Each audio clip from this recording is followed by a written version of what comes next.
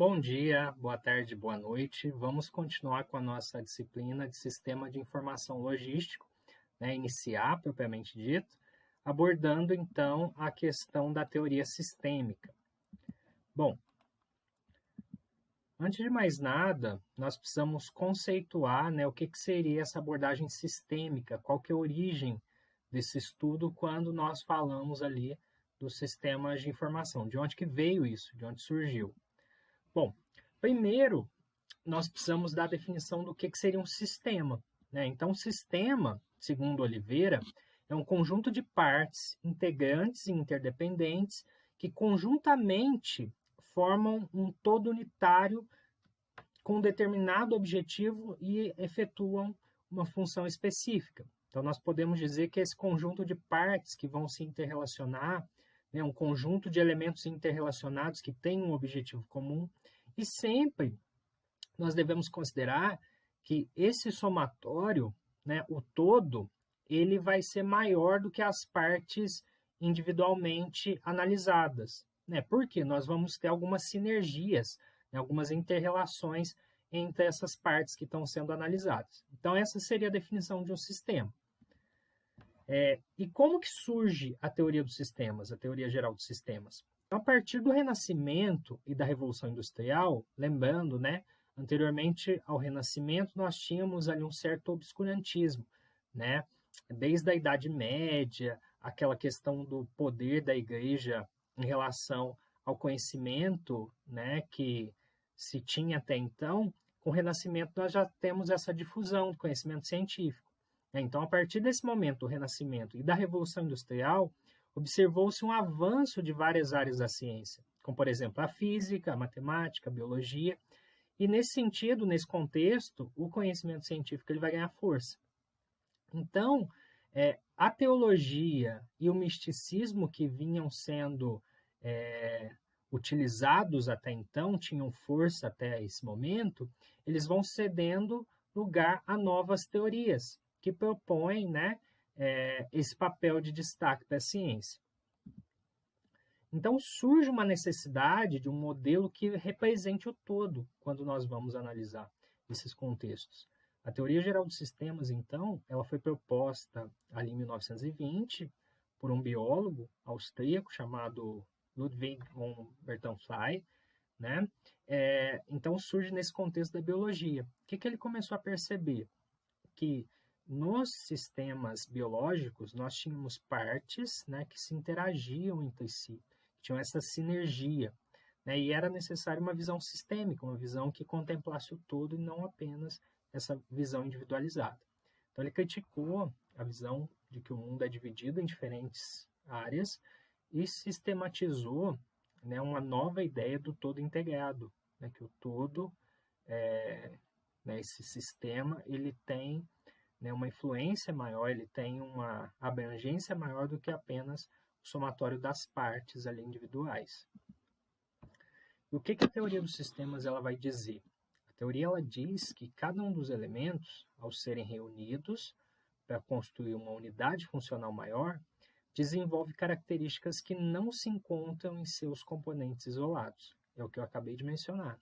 Então, quando nós falamos que um sistema ele é composto por esse somatório, nós precisamos considerar essas interações entre as partes. Então, por isso que o todo sempre vai ser maior do que apenas as partes individuais somadas. Ou seja, a soma das partes é maior do que o todo. E vai existir uma sinergia entre as partes. Essas inter-relações entre esses componentes do sistema que vai gerar essa sinergia, essa inter-relação.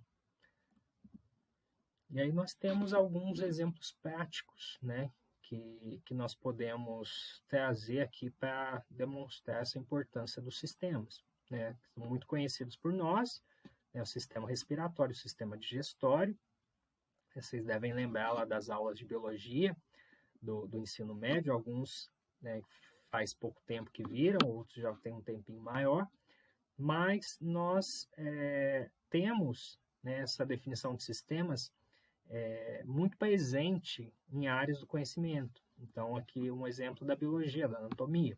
É um sistema respiratório, ele vai ser composto ali por uma cavidade nasal, narina, epiglote, né? Todos os componentes desse sistema, até você chegar ali no pulmão, no diafragma, e esse conjunto de órgãos, ele vai funcionar com o objetivo comum, que seria, né, oxigenar as células do corpo, trazer o oxigênio ali para essas células do corpo.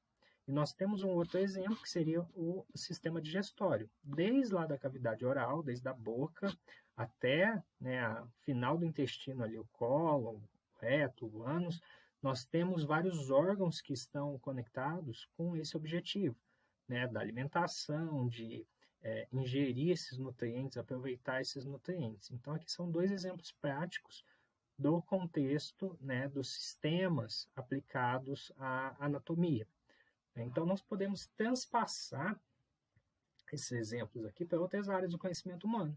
E foi isso que o biólogo, Ludwig, lá no início do século XX, ele propôs, né, que nós precisávamos ter essa visão sistêmica, essa visão do todo, para poder analisar, né, as várias áreas do conhecimento.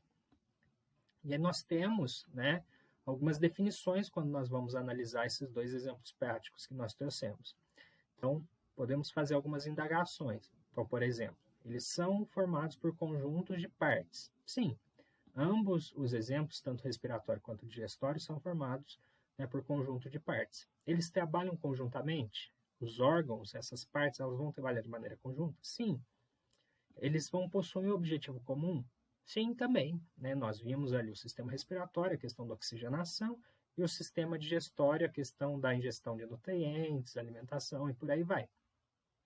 Cada um possui uma função específica e trabalham conjuntamente também, né? Então, se responde a todas essas questões de maneira positiva, nós vamos ter ali que, de fato, são sistemas, certo? Então, falando um pouquinho, né, quais que seriam os componentes dos sistemas. Nós temos que os sistemas são formados, né, por entradas, saídas e um processo de transformação, basicamente. Então, são esses três elementos ali os que vão conformar um sistema. As entradas, elas vão ser chamadas também de inputs, né? Então, são as entradas. Nós temos ali recursos a serem transformados, sejam recursos físicos, recursos humanos, recursos informacionais, né, vão passar por um processo de transformação e vão gerar saídas, que nós conhecemos também como outputs. Então, provavelmente vocês já viram em outras disciplinas aqui do curso, ou se não viram, vão ver, bem provável, essas definições. Isso aqui é a base também da ideia dos sistemas de produção, certo? E além disso, desses três elementos principais, nós temos aqui, né, uma retroalimentação, também vai ser chamada de feedback. Então, você tem alguns indicadores aqui das saídas, ou alguns materiais das saídas, que podem retornar ao processo produtivo, né? E essas saídas, assim que você tem esse processo acontecendo, a geração das saídas, dos outputs, tem também um processo de controle e avaliação, certo? Esse sistema, ele vai possuir objetivos comuns, né?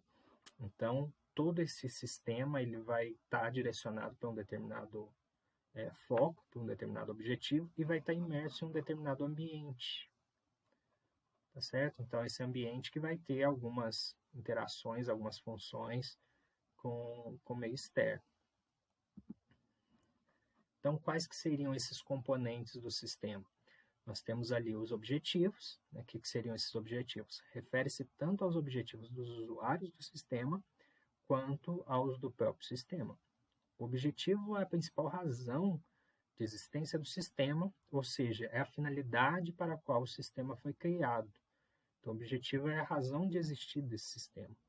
Nós temos as entradas, né, também chamadas de inputs, que são as forças que fornecem ao sistema material, informação e energia. Todos os recursos que vão estar alimentando esse sistema.